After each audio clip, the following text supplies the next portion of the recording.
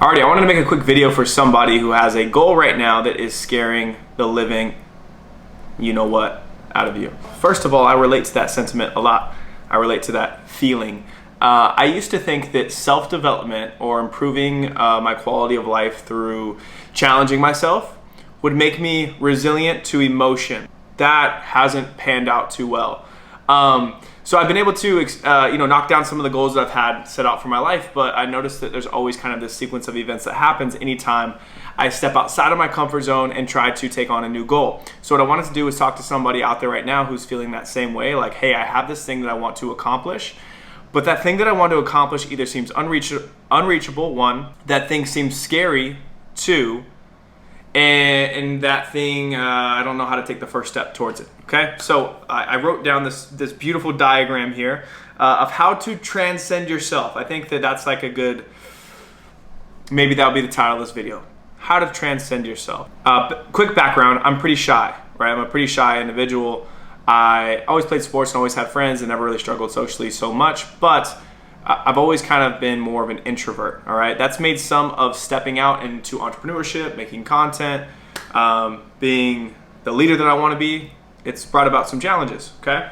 So here's the sequence, let's get into it. So the first thing that you can do if you're trying to achieve something or become somebody that you presently are not is you can identify somebody who is a hero type, okay? This could be somebody from a movie, this could be somebody from your life, this could be somebody on the internet who you look up to.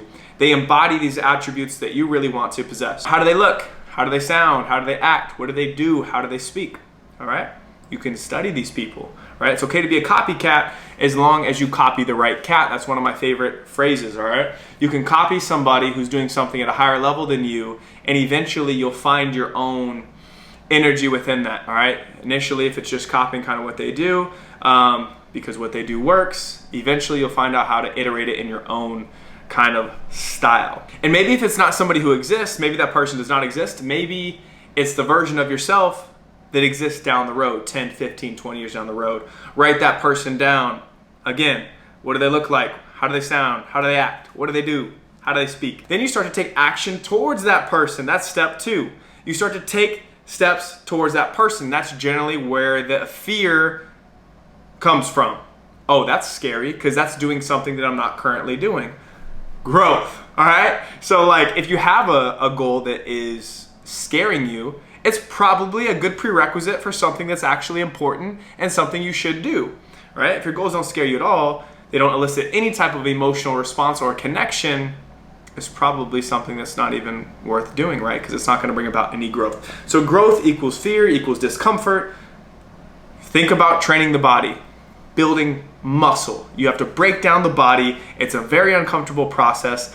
And then your body adapts, and the only way to get more muscle, get more progress, is to break it down even further. I think that that is applicable also to life. You start taking actions towards this person, it elicits some type of emotional response, but eventually you start to develop a little bit of momentum, a little bit of clarity.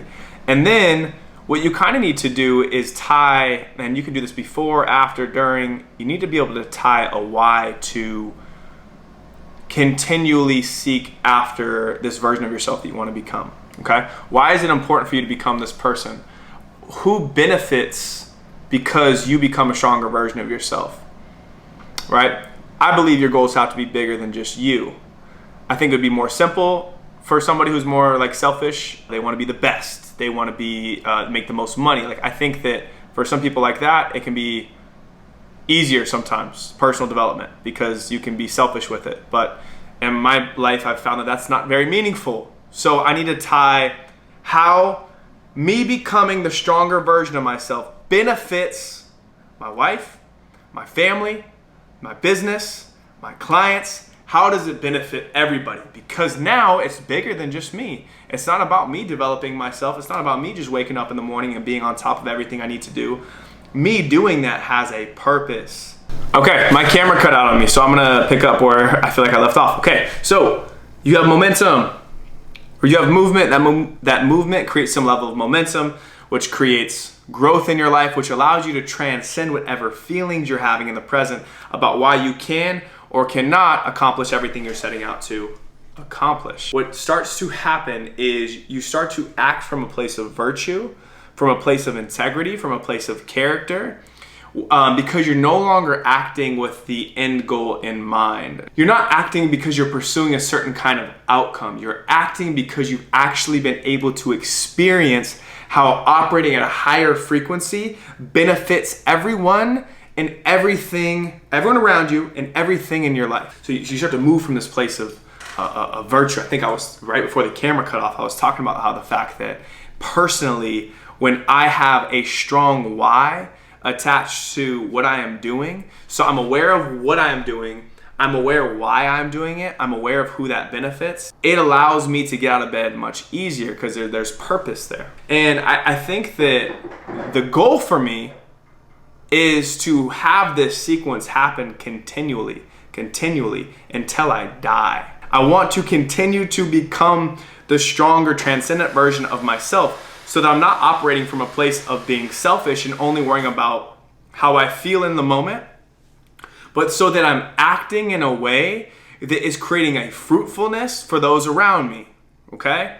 Again, I don't know if this cut out, but for me, for my family, for my friends to be able to look at, so that like my life is actually a beacon of hope to those around me. And so that when I'm gone, it wasn't like Jacob was just about Jacob, which is something that I continually fall into, that I think digs me back to square one in the process of transcending self. Yeah, so to recap, identify your hero, write it out, create clarity on it, start to take actions towards that person, okay?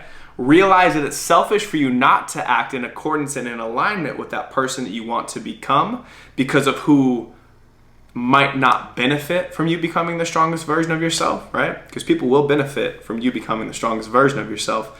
And then you start to develop like this momentous sequence. And then now your actions are coming from a place of alignment, of integrity, and of knowledge that this is how I need to act. It might not always feel the best. It'll probably always elicit some type of emotional response, and you'll probably have to overcome that emotion in order to act in alignment with that transcendent version of yourself. That transcendent version of yourself, I think, is the goal of life. My faith is something that I've been diving back into, and there's this idea in Christianity about becoming more Christ-like. And I think that like the thing that Christ embodied maybe more than anybody else was love and service. So what you do is you start to use your life through whatever gifts, talents, skills, goals that you have inside of you. You start to use those to love and serve the people around you. The only way to best love and serve the people around you is to be a fruitful individual.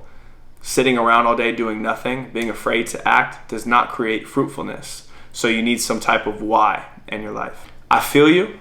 If you're struggling right now and you're having trouble acting and you're having trouble taking the next step, and hopefully this video is helpful for you so you kind of have these clear indicators or maybe a clear path as to where to start. So you can do it. Take care. I'm out.